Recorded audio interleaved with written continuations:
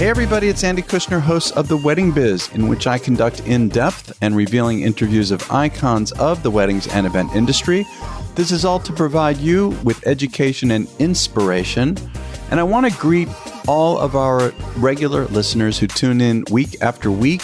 Really appreciate your support of the show. And I want to give a special welcome to those who are tuning in for the first time, and including those in Europe and really all around the world who are tuning in for today's very special guest. And before I introduce her, let me mention that if you missed last week's, it was with Michelle Rego. It was part 2, a really deep dive with her. Michelle is a destination planner and designer based out of New York City who does work all over the world. So be sure to check it out if you missed it. And now, today's guest is Alejandra Poupel from Alejandra Poupel Events. She lives in Paris and caters to an international clientele, including Chinese, Middle Eastern, Russian, American, really all over the world, all of whom have different expectations based on their cultural perspective. Alejandra speaks 6 languages. She often works at chateaus and monuments, which all have special requirements, making planning an event there very complicated. She does a wide variety of events, including weddings, destination events, corporate, which include product launches, press conferences, store openings, award ceremonies, trade shows, annual meetings, team building events, and so much more. So enjoy my conversation with Alejandra Poupel. Alejandra, it is so exciting to have you on the show, especially with me being in the States and you are all the way over in Paris. Amazing great. Technology, isn't it? I love it. How could we live without it? I know. And we were just video chatting, and it's just amazing how far it's come. So I understand. I know you're in Paris now and you've been there for a while, but weren't you born in Nicaragua? Yeah, so I was born in Nicaragua, and then I was raised in Miami, Florida, so American passport. And then I fell in love with a Frenchman, so I've been in Paris for 25 years. Ah, the ultimate romantic story. It's true.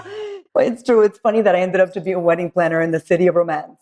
Oh, yeah. And listen, believe me, next time I come to Paris, I want to see all these incredible places with you. I mean, my God, just dying to. Oh, absolutely. It'll be nonstop. So, Alejandro, in terms of your start in the business, I'm curious where the passion or when the passion hit you. I mean, when you were a little girl, growing up in Nicaragua, was there any aspect of the event business or design that got your attention? I'm just kind of wondering where all this started for you. I think that, event planning is more of having an aesthetic eye and kind of creating an ambiance. I wouldn't say that when I was little, it was something that I was just really thinking about. It's something more that I eased into in the sense that I would do a lot of help with like nonprofits. I would just, so it was basically something that I was doing before I was actually getting paid for it. I was doing a lot of help with nonprofit organizations, and I would do a lot of corporate events for, my husband and his colleagues because they kept asking me to do it. Or even privately for myself, every anniversary, every party was always like a really big deal. So I think it was just something I was passionate about doing because I love celebrating, and it's just very joyful. And I feel that art and interior design, it's all rolled into one. So maybe not when I was that young. Yeah, but when you talk about art, I mean, you did work at the very famous Christie's art auction house, didn't you?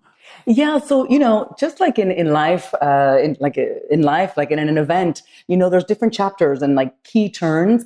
And I would say I had my chapter where I worked in Christie's, and that really helped develop my aesthetic eye. And then I took a pause to spend some quality time with my 2 gorgeous daughters.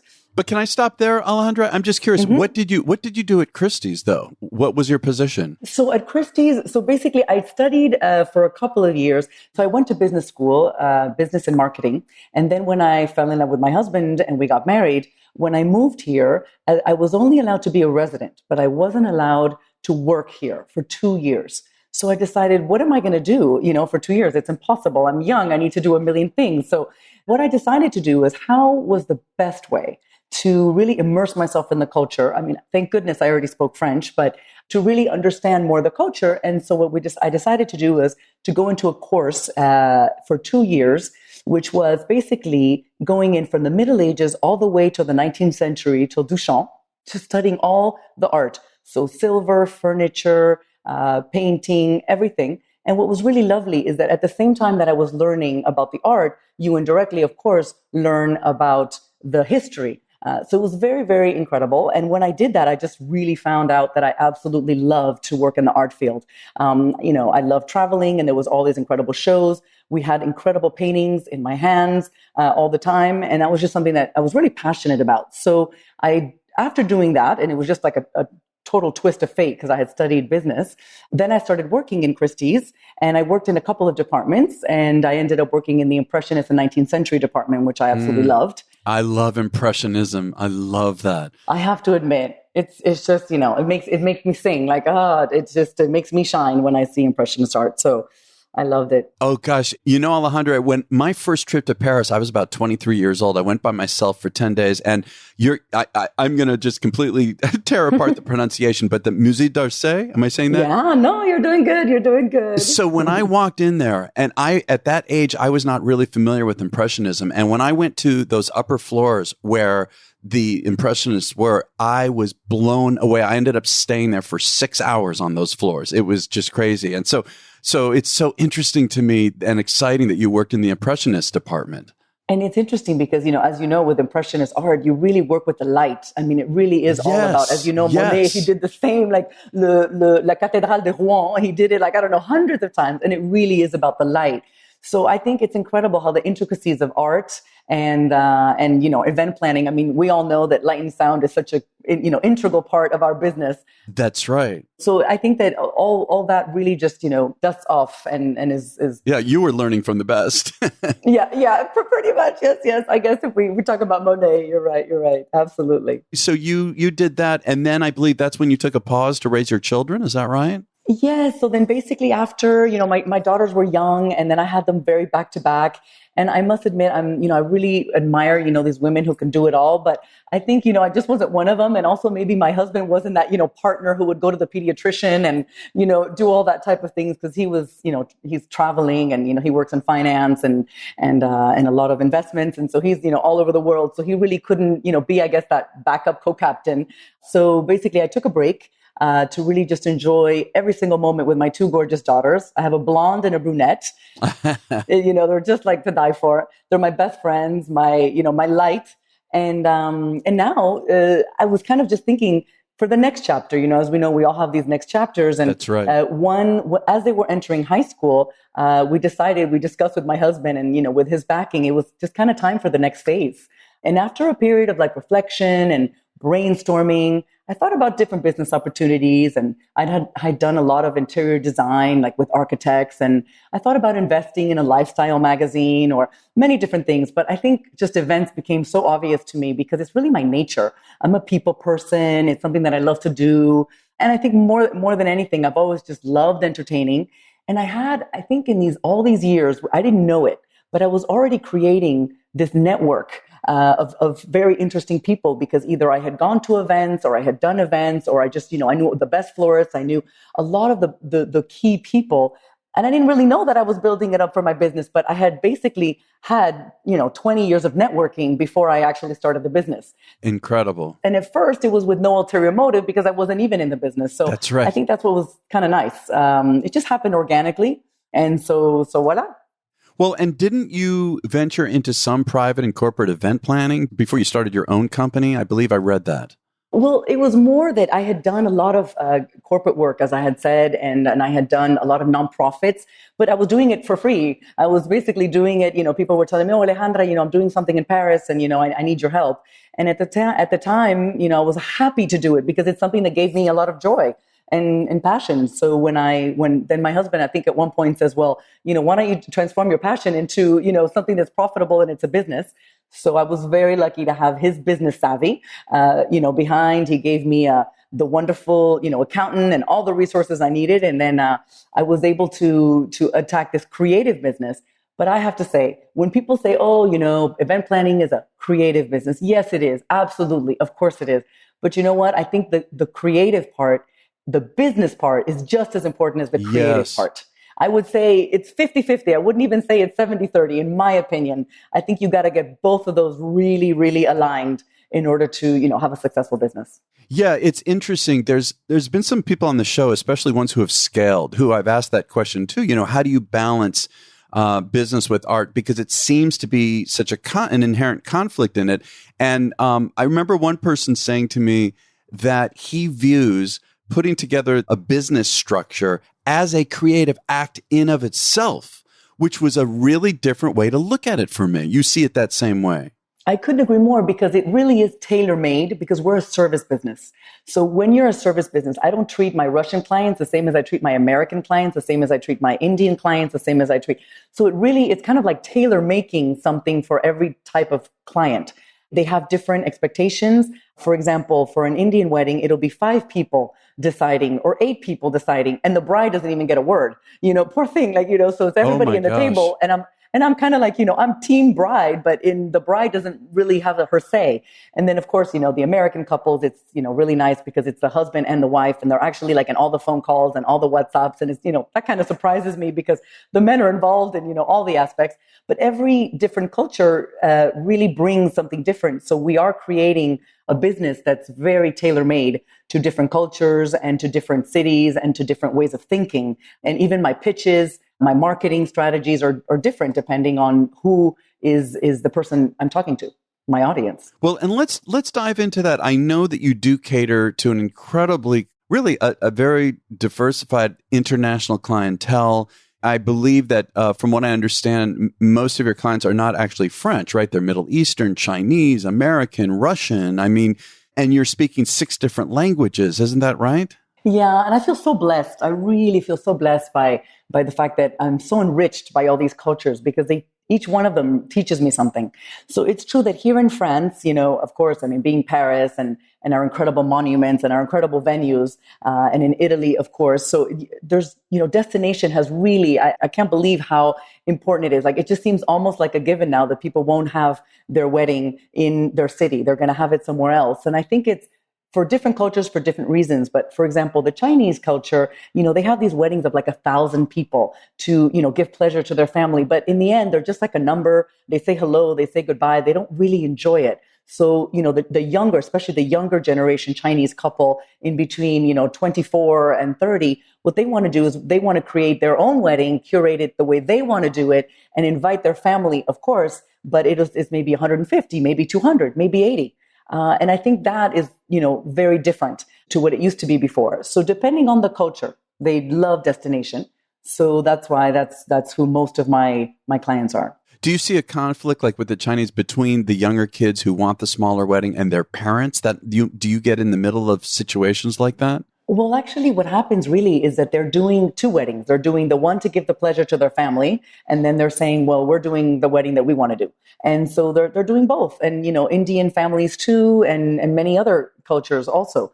So I think that's what most of the cultures like to do, is that they want to do something personal, something that they really haven't experienced, that they really spend 3 days and be able to share with their best friends and their family, of course. And we need to be careful because, of course, we need to incorporate the culture and many of the aspects that the parents want. And that's where I come in.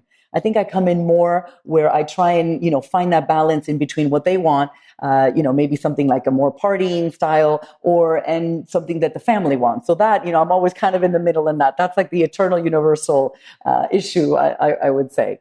But yeah, so most of our clients are international. Well, I'm also thinking, how is it that you personally have been able to get such different insights onto these multi-cultures? They're so different, right? How is it that you've been able to do that?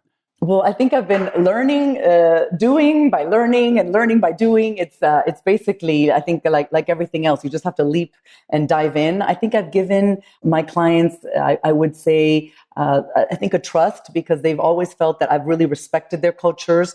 I come from 3 nationalities actually, because, there's my Latina side from Nicaragua. And then so I really relate very well with the Lebanese clients, who are very family and very, they like to party, and the Brazilians. And then of course there's my American aspect, no is not in my vocabulary, and the, deliver. That's the American side. And then of Right. course, Then there's the French side, which is the French savoir-faire, the refinement, the less is more aspect, I think.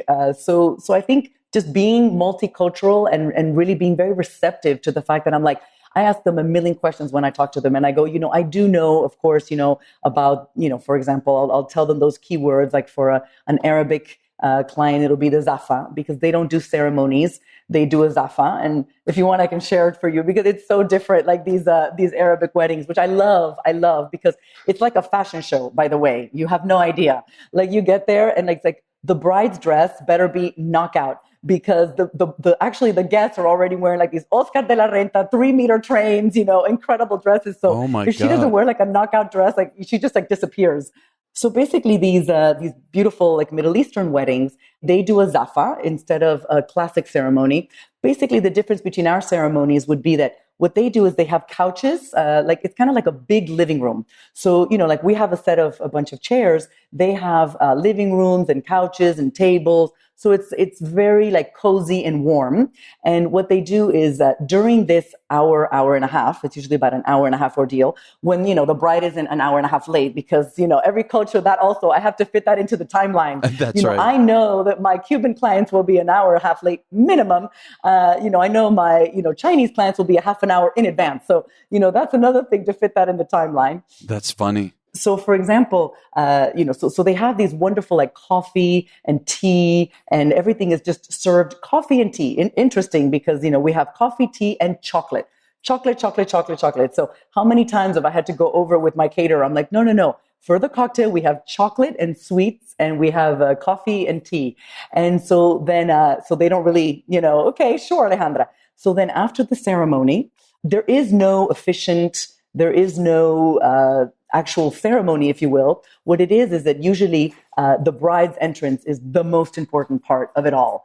That's basically the most important. So, we do a lot of like, we either do video mapping or we make her come down from a cascade, or there's like an incredible curtain, wow. Yeah. This is it. That's the moment that we better get right.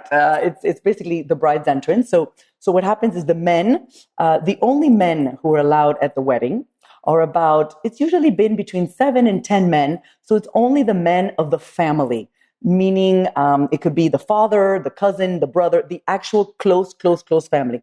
Those are the only men who are invited. So if not, it's all women guests and all women staff. That is so interesting. So women, I mean, I'm maybe naive about this, but so other men just simply, there is nothing for them? Or is there another event or another day? So there's another wedding, there's another celebration, which they have, and it's all men. And the bride doesn't even come, actually. So they have their own type of event. It's usually done in their country. But it's usually the woman who wants to basically do this a little bit Europeanized type of wedding with their traditions. So, so it's all women. Imagine even like we have the musicians and everything. So we'll have a room with like 12 musicians, but they're all being video conferenced because there cannot be any men in presence. Oh, that's right. Yes. So it's really, it's tricky. It's fun. It's interesting, getting a fire guard that's a woman. Yeah, all these things, but it's all women. And so then after that, then they have the cake. Which is very interesting because, again, on my timeline, people are like, okay, so wait a minute. I think you got it wrong, Alejandra. The cake is after the dinner. I'm like, no. The cake is right after the ceremony, because basically after the cake cutting, then the groom leaves. So he usually leaves with the family. They either go to another room, a whole area where they can no longer be with the women, or sometimes they just leave and I reserve for them in, La Maison de Caviar, a great caviar restaurant or something in Paris. They leave. So that's what we have to do, the cake cutting before the actual dinner. So it's fun. And then we do the dinner. And then the women, what they do is basically there's a very big aisle for her dress. And as I said, we have this like, couches and kind of warm, cozy, kind of a big living rooms, basically. And then what they do is after dinner, they come back to that same area. They sit down again on the couches and they have chocolates and desserts and the dessert table. Because as you know, those dessert tables in Paris, that's what we're known for. Oh, yeah. We go crazy on those. And so then after that, they dance. So then we have the musician and they dance on the aisle. So the aisle becomes the dance floor. And so then that's what's the after party. Always ladies, dancing together with beautiful, lovely music, very different. So it's just a very different aspect, but just as gorgeous and different as all the other types of cultures. And I'd like to go back to a few things you had said. You mentioned in terms of the bride and the dress that she wears. And I know that, obviously Europe has its own, I mean, to me as an American, the culture and just the visual, the beauty, it's so inspiring. And, generally speaking, I know that the fashion industry does set the trends, but I would think that for what you're doing, it's particularly important is the fashion industry. I believe you've said that before, right? That sets the tone. Yeah, it really does. More surprisingly than we think. And it's very funny because I think I don't put two and two together till maybe a little bit later. But I must admit, like, for example, I'm luckily enough, I'm invited to, some fashion shows. And so sometimes I go to Elie Saab or Ralph and Russo or, Dior. And so just to give you an idea, like, for example, we've all seen, I love, the mirrored, beautiful, incredible aisles. I mean, love them to death.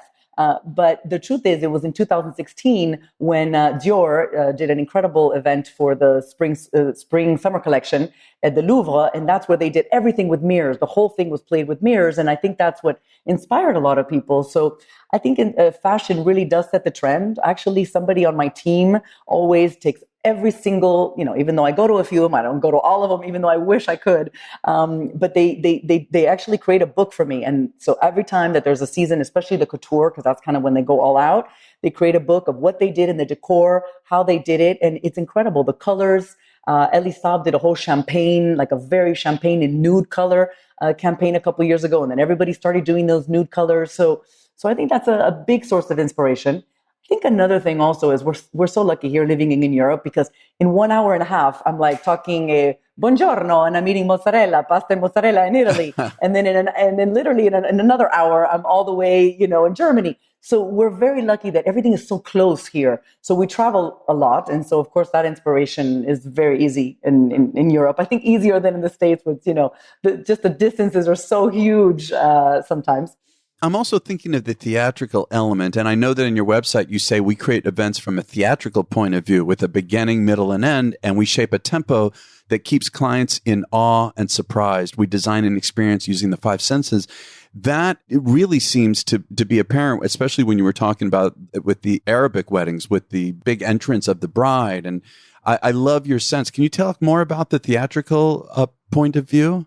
Well, I think, the tempo of an event is really like so key. I mean, in the end, if you can do all the right things, but if they're not in the right place, then it just doesn't work out. So in the end, what we want to create an experience where today it's getting a little even more exhausting because we need these like Instagrammable moments, if we're going to call them. Oh, yes, so right. It's like nonstop. So, I believe it's very strong to look at everything from the floor to the table, to the roof, to everything, to the smell, to the ambiance, because it's all in the little things. It's everything put together. And I think that's where maybe my interior design background has helped. But definitely it's about the tempo. It's about the entertainment. I really think we're so lucky with incredible creative partners because, they keep out wanting to reinvent themselves and outdo themselves too. So I like to surround myself with people who, it's never enough. Let's do more. What are we going to do this time? And I'm very lucky in the sense that I do kind of choose my clients. So I choose clients that allow me to have a challenge, to be a bit audacious, because if I can gain their trust, I kind of feel that that's the hardest thing. Once you gain their trust, they can allow me to maybe push the boundaries a little bit. I tell them, maybe just for this one thing, can you just allow me, just have a leap of faith. Let's just try it. And in the end, that's usually the thing that works the best and that people think is like the best one. I don't know. I'm trying to think of some examples, but for example, let me think of something that. Yeah, I would love a good story. Where she just took a leap of faith. And it really worked out, pretty amazing. Like, for example, we had this one client and she's just one of those romantic types. The truth is she was just one of those romantic types. And we wanted to do something for her that was just something that would be really meaningful and that it would kind of last forever, not just on that event, because that's just who she was.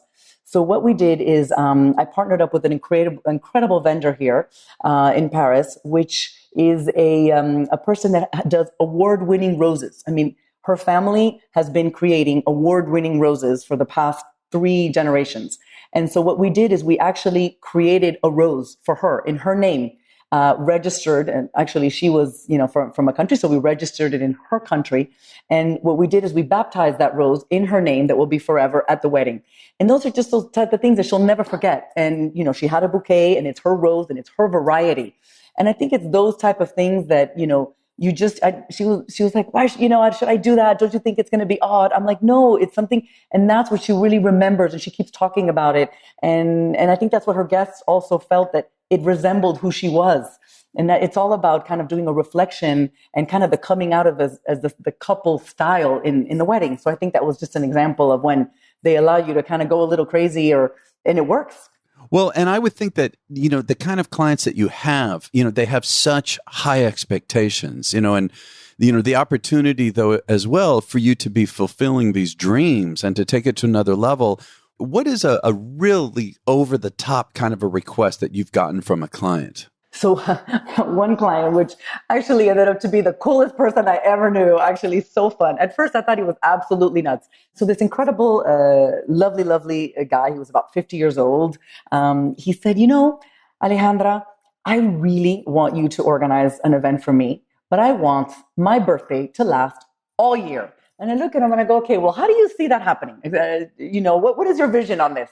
And he's like, well, basically, I want to have my birthday party in a different continent all year. And I'm like, okay. Oh my God. Yeah. That sounds great. So here I'm getting a little stressed, to be honest with you, but at the same time, I'm getting really excited. Well, hey, some opportunity here. Yeah, because as you know, it's only those events that kind of take us out of our comfort zone that are the ones that really end up to be the amazing ones and that we're the most proud of. Yeah. So I kind of love that. So I look at him and I say, well, okay, let's be a bit more realistic here. So, every month seems a little bit too much, So why don't, I do want to have a life and I want to still stay married. So I said, why don't we do, for example, every 2-3 months in the really amazing continents? But the funny thing is, and listen to this, is that he said, he didn't keep it simple. He didn't invite his European friends to the wedding in Paris. He invited the American ones to the wedding in Europe, and the event that was in Asia, he invited the European friends. So it was always back and forth. Yeah. And that was really challenging, but it was really fulfilling and extraordinary. And that's when you say, you better have those logistics down pat. That's for sure. The logistics, 85% planning and 15% execution. That was my friend. That was my friend for sure. Wonderful. What about just the pressure that, look, in America, certainly there's pressure, there's challenges, but these kinds of parties you're talking about, Alejandra, seem to present a whole new series of challenges, of potential challenges and issues. How do you deal with that? Well, if you mean the part of more destination, it's true that you do have a whole set of other logistics and people in a certain team with logistics. That in itself is already quite hefty because we create a website and then we have to negotiate prices with different hotels and then we have to take the transportation. So basically, we want the guests to feel pampered from the minute they get off the plane to the minute they get back on the plane. So we create, cultural experiences. If I'm in Italy, of course, I'm going to take them, to some cultural experiences. If I'm if I'm in Tuscany, I'm going to take them to visit, some vineyards. If I'm in Paris, then I'm going to, I can do a breakfast or I could do a brunch at the Musée d'Orsay. It can be closed just for them. And we can do a brunch or a cocktail or a breakfast at the Musée d'Orsay, and they can actually stroll down those Van Goghs and those Monets all on their own. Yeah. So, it's part of the experience. So if that aspect already, the fact that it's usually 3-4 days, and in some cultures we actually do 5 days. Depending on the cultures. Yes. But that's pretty intense. It is. So yeah, that is one aspect that is crazy. I think another aspect is that we work mostly, I would say, our venues are not very often hotels or ballrooms. And even though we do have very beautiful ones and we do work with them, of course, many oftentimes people come to me and my team because we really work a lot in chateaus. What do you think? Fairy tale wedding, chateau wedding in France. So I would say chateau weddings or in monuments. So we work a lot with the Musée Rodin or the Opéra Garnier or the Museum Fitoussi or many museums in Rome. So I think that I have to tell you has its complexities. I think, ooh la la. I was going to say it's got to be so complicated. How can you give me some examples working in monuments? I can't. Oh my God. I wish I could take out the book because they usually have these books of, it's literally, they send you, they say, oh, we're so happy, to work with you. And there's 55 pages literally in tiny print Oh about my all the God. rules and regulations that you have to follow. And then you sign on the dotted line that you're going to follow them. That's one aspect. I think, it's very important for me to give the knowledge to the client about all these wonderful rules and regulations that they have to adhere to. Of course, there's flexibility. Of course, the more you work with them, the more flexible they are. So yes, but there are certain things, like for example, in all the monuments, we can't have real candles. That's just like a given. Or for example, everything that we put has to be fireproof. And if it's not fireproof, tablecloth, chairs, and if it's not fireproof, it needs to be treated in a specific way, or I have to get a special permission. Or, for example, the setup times. I mean, the setup times are crazy. Sometimes when people tell me, when I tell it to them, they don't believe me. And I'm like, yeah, we get it done. I do sometimes these like time lapses because it's just so funny. We look like little ants, like running around because we have 2 hours to basically set up. Yeah. I mean, for example, the museums are open. So I'll just give an example of like the Chateau Vicomte, which I work with a lot. So basically we rent it the night before. So when they close at 6 p.m., we have from 8 to, we basically work the whole night, mostly on light and sound and decor. But then when the museum opens at 9:30, there's not one car, not one person who can come in. And the only thing we can do really is the decor outside, like ceremonies or things like that. And then we usually ask them to close maybe 1 hour before, but this is 5 p.m. when the guests are arriving at 6:45. So we basically have an hour and 45 minutes to set everything up, to get everything ready, to have the light and sound tests and everything with the musicians. So it's, it's a circus, it's a juggling act, and I love it and I thrive on it. But it does have its particularities, working with monuments. But then again, they're so beautiful. We just have to enhance them. We don't have to do too much either because they're just such incredible spaces, and we feel so privileged to work in them. In terms of one of these challenges that you've run into, if you could tell a story, I would love to hear one. So, I mean, I think, one of my biggest challenges is working with all different nationalities and making them all happy and kind of reinventing myself. I think that's a big challenge that we all have, is just, keep going to another level and reinventing ourselves and thinking, it's not good enough. We got to do better. But one story that I have that I think, it's the one that I've learned the most, that I think has served me the most, like in every single client that I've had ever since, is basically we were organizing an incredible event for a client in the south of France in a really prestigious hotel in Saint-Jean-Cap-Ferrat. So since we did a complete buyout of this hotel in order to build the structure for about 400 guests, as you can imagine, the price of a buyout every day counted like TikTok. So, we had kind of short time to do a lot. And so this client comes to me and he's like, I want the moon, I want the stars, I want a structure that's never been seen before. I want it to be like a pergola. I want it to be with wood. I want it to be with marble. I want this, I want that. And so I said, okay, perfect, we can deliver. So here I go, and I get a couple of companies to prepare some estimates, and we give him exactly what he wants. And in the end, of course, the estimate is really high because, of course, he's asking for the moon and the stars. So it was really high. And when I present this to this client, he looks at me and he's like, what? This is crazy. This is way too expensive. This is like nuts. This is like building a house. This is like this. And the truth is, he kind of a bit lost the trust, I think, because then he felt like everything I was going to give him was expensive. And it cost me, because during the relationship after, like, he was always like second guessing and double checking, and, it wasn't great. So what I should have done, and is what actually we ended up doing, because what he did is that he thought my estimate was a bit expensive. So he went to a very mediocre tent company. And he told them, okay, well, what if we just did a classic tent, and then we're going to cover everything with flowers so it'll be hidden so you can't see it anyway, and voila. So of course he gets an estimate that's, 1/4 of the price, but of course he doesn't take into account all the personnel that needs to work day and night, because obviously we're doing things in Since Day. He doesn't take into account a million other things that me as a professional, I know. So in the end, at the end of the event, he ends up paying almost what I had proposed, maybe not as much, but almost. And he comes back to me and he goes, Alejandra, you were right. Because see, I went kind of this way, and I should have kind of listened to you, because I should have, understood all the aspects that you were including in this estimate. I was kind of being basic and just including the tent. And then of course the guy keeps adding and adding and adding and adding. But I think what I really learned, and that I will never forget, is that now when a client asks me for the moon and the stars, which is very often, I do deliver the moon and the stars. But then also I deliver for them something that's maybe more classic that we can work with. And I say, you know what? Here's your tent, your moon and your stars, but we could do a crystal tent with basically this aspect of it. But look, you know what? It's half the price.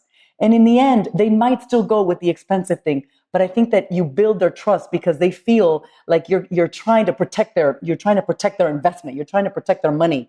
And it's them making the choice to spend the money, not you kind of, making it a foregone conclusion that that's what they had to spend.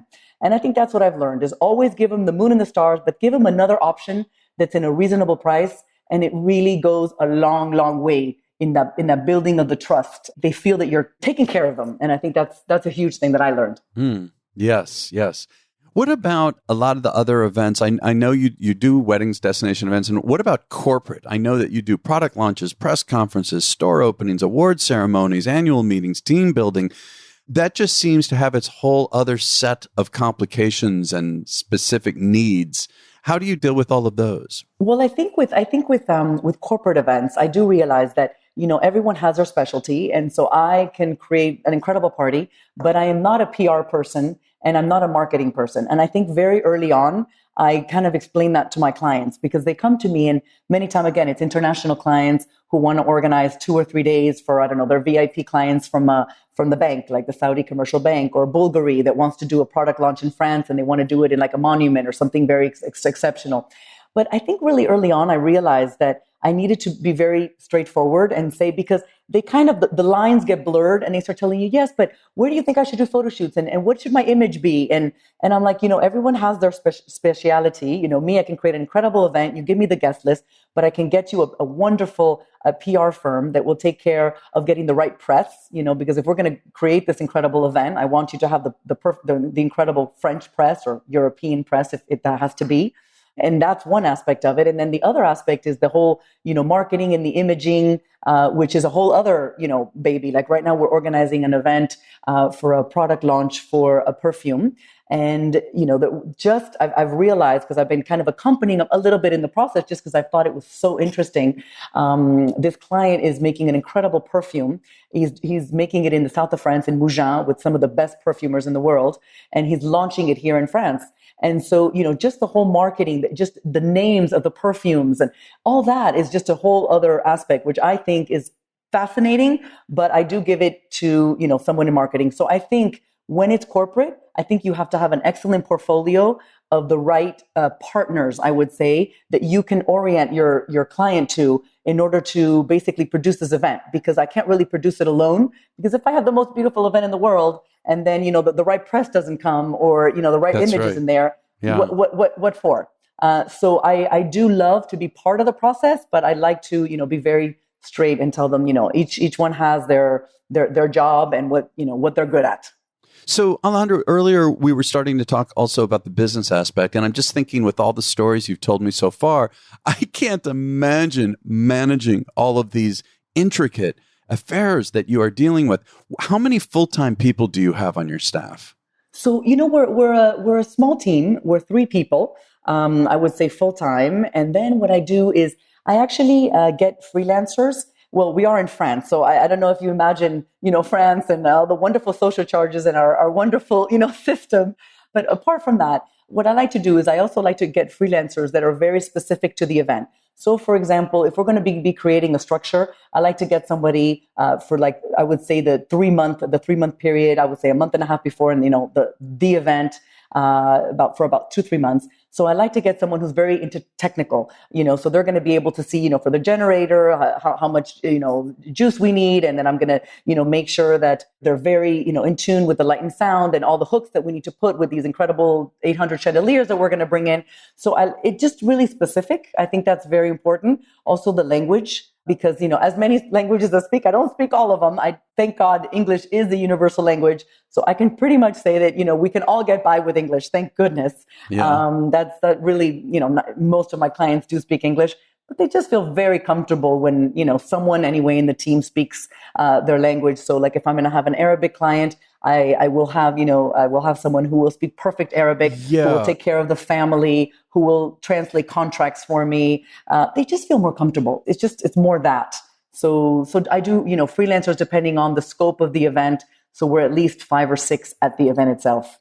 What are the languages that you speak, that you personally speak? Yay. Oh my God. Well, I speak mostly the Latin ones. So I speak Spanish because, of course, I'm from Nicaragua. I speak English because, grew up in the States. I speak French with my beautiful host country. I speak Italian because, of course, I had an incredible Italian boyfriend and he was absolutely wonderful and taught me Italian. And thank goodness, because I work a lot in Italy and it's very, very helpful. I speak Portuguese. Many Brazilian friends when I was younger, and I do have very good notions of Arabic. But of course, it's never the same as actually having someone who speaks perfect Arabic. So voila. Oh, I'm so embarrassed. I'm such a typical American knowing one single language. Oh my! But the thing is, you can, because everybody speaks English. You can go to Nepal and they'll speak English. Well, I still wish I could speak some others. What about, also, I believe you mentioned having two young girls and that you, or that you had two young girls and that you had taken time off to raise them. At what age were the kids, were they still at home when you started your business? I'm wondering how you balance all of this. Yeah, they were actually entering into high school when it was kind of like, I thought, well, they were always in the American system. So it was kind of like a given. They would always, go to camps in the States and the universities in the States. And it was kind of a given that they were going to want to go to the States. And I really also wanted to give them that wonderful mentality of the States. I think, it's unbeatable that you can do it and, never give up and, it's okay to fail. That incredible American mentality, it's unparalleled like no other. The networking in the universities, it's just very different to the European attitude, which is, I would say, just much more academic, and they don't really have campuses in the university. So I really wanted to give them that. So it was sort of a given that they were going to go to the American university. So I said, well, okay, they're going to leave. And basically in like 4 years, they started going into high school. And I said, well, in 4 years, they're going to be leaving. So I have to start preparing this next chapter for ourselves. And also for my husband, I didn't want to drive him crazy and, be depressed either. So I think I did it for everyone, for me and for him. So, so it was really when they were just, I was like in 8th, 9th grade is when I started thinking about, kind of, transforming. And of course, every business, it takes some time to build. So I think it took off a little faster than I thought, because I think I was very lucky to have the right clients, because in the end, we're only as good as what the clients allow us to do and the challenges that they allow us to do and the budgets that they give us. Let's face it, if you have a great budget and they allow you to be audacious, and that's like when you can do great things. And so I was pretty much able to do that very early on. So it was very lucky. And don't you also speak at conferences? Yes, I've been very, very privileged to speak among my peers and Engage and a few other conferences, and I just love Engage. It's so amazing. It's such a great place to kind of go and all get together and kind of say, just be together and kind of complain together. This is not easy, and you're right. This is nerve wracking. And what about the budgets? My God, they never want to give you a budget. We kind of go all together, and it just it's nice to feel we're not alone in all this. So I really enjoy speaking because I think, it's great to share. It's great to share our experiences and learn from each other. There's nothing better. But what topics? What do you talk about? So let's see. So I think I spoke in the first Engage that was in Europe. So that was in Italy when they did it in Venice. And so my topic was the particularities of working in France and Europe in general. So I think we touched base on the fact that there's a 20% tax here on everything you do. And we touched base on, a lot of the monuments. We touched base on, I think it was very funny because I said, in most countries, we do a rain plan. And I do a rain plan, but, in France, I also do the strike plan because it has happened. Really? Oh, my God. If I could only tell you, sometimes they'll close a road, for some reason. And so all of a sudden I have to rickshaw everybody from one place to another because no cars get through. So we just have to be aware, this is a lovely country, but, it can happen that there's strikes, quite often. So I have a rain plan and I have a strike plan. That's kind of fun. So yeah, we've touched base on that. And then I've also touched a lot base on, the business aspect, because as I said, I think it's very important, is as important for me to really give that equal importance of the business aspect of charging people the same thing and, making sure that you're charging people the right thing for the time that we're giving in. Because the truth is, it's a service business and we give them so much time, even though now more and more, I'm actually putting some limits on the weekends, this WhatsApp is an incredible thing, but at the same time, it's terrible because, you have these WhatsApp groups and they're basically, so what do you think about the band and no sé qué? And it's like a Saturday at 11 o'clock at night because in China, it's, another time, when you're working and all these time differences. And so, I always say, wonderful, let's think about that and I'll get back to you on Monday. I think that's one of the things that's really changed lately. That's great. And I was in a recent engage, and Lynn Easton, which I think you've already, of course. Yes, couple times. Yeah. She did a great talk, and that has really stuck with me. She said, learn how to say no. And the fact that, we are not everything to everybody, always like, for example, for my Middle Eastern clients, they have so many cousins. She goes, yes, but she's family. So can you take care of her? I'm like, yeah, but you have 500 cousins. So, I'm sorry. I'm here to take care of the immediate family. Learn how to say no. And I think that clients respect when you put some boundaries. And I think that's something that I've been working on doing a bit more, is saying, for example, you get there and then like the 6 bridesmaids, none of the, I don't know, it's just an example, none of the dresses are ironed. And they say, oh, well, can you have somebody iron it? I'm like, well, that's a little difficult because that's, I'm kind of organizing the event at the moment. Right. So, that's not so easy. But for example, why not a bridal valet? That's what Lydia says. She's like, well, just from now on, you just put in bridal valet and they can sew, they can take care, they can get her batteries, they can get her whatever, her charger because her battery ran out. And so these are things that I think that we need to, put more boundaries and I'm doing more of. Because I think, these WhatsApp groups are great, but at the same time, it's like they're never ending. It's like you never stop. And it's okay. It's a little hard for us, but I think it's okay to say no. And it's okay to say, I'll talk to you on Monday. And it's okay to say, I'll get back to you on that. Yes, I agree. And, before we wrap up, I'd love to know also how you feel about the changes, globally speaking, what you've seen, I imagine, an enormous amount of change. And I wonder what you feel might be coming soon, in the global market as far as the wedding industry and where you see yourself in 5 years or so. Well, I do. I continue seeing myself in destination just because I have to admit, I really get like an incredible pleasure in the end that I feel like these people become family after 3 days. Of course, we have an incredible relationship because when we spend time with them, I ask them a million questions and I get to know as much about them as I can because, of course, the more I get to know about them, the more I can translate it and infuse it in their event. But I think that for sure destination is something that's, skyrocketing because I see it. I get a call very, very often. I get so many calls regarding, and it's not anymore like, oh, France, they say, hi, I would like to do my wedding for approximately 150 people. I want the ocean and I want good weather. So what do you suggest? Yeah. So before my presentations were so easy, I used to do, Paris and South of France. Then it was Paris, South of France, and Amalfi Coast. Now it's Paris and South of France, and maybe why not Spain? And maybe why not Morocco? Now I'm doing an event in Morocco, and it's practical. It's 3 hours flight. It's like you're in another world. You can have a dinner in the desert, and then you can have a luxurious European dinner. So incredible, yeah. I think that now it's just become kind of very natural. People also this double cultures because it's very rare today, when people actually get married with somebody from their own town. Isn't that interesting? Yeah. Yeah. There's Americans marrying Italians and there's the Portuguese marrying Chinese. And so that also, it's kind of like neutral ground. They basically say, well, I don't want to get married in Portugal and I don't want to get in the States because then both families would not be happy. So why don't we do it in another middle ground? So why not Europe? So I think the trend is, I do think that destination weddings are going to develop more and more. That I have no doubt about. I also think that it's interesting because I have some millennials in my office and, I'm a little older. And so I love getting their take on things because, we're catering to, of course the parents and that's great. But in the end, more and more, I find that the guests themselves, they're getting older, the bride and the groom. They're no longer, 22 and 23, That's and right. then the parents are paying for everything. So as they're getting married later, they're getting married older, they have their own money, they're paying for their own weddings, so they have more of a voice. So I think that is also a transition that I'm foreseeing. How do you feel that will affect the business, the wedding business, that it's older, people are getting to be older and paying, oftentimes paying a big part, if not all of it themselves?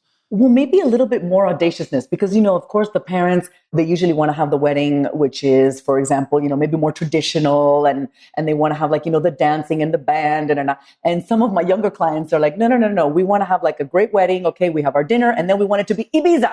and this after party. And then, or, I've even have a client who's asked me, we're going to do that actually in November, where he's like, you know where I want to have my after party? I want to get everybody on the Orient Express, and we'll say the party continues. Oh my God. And basically they're all going to the Orient Express and we're going to Istanbul and the party's continuing. Oh, so gosh. That, a parent, I don't think would think of. I think it has to be like, a 27-year-old, incredible, fun person who thinks of that one.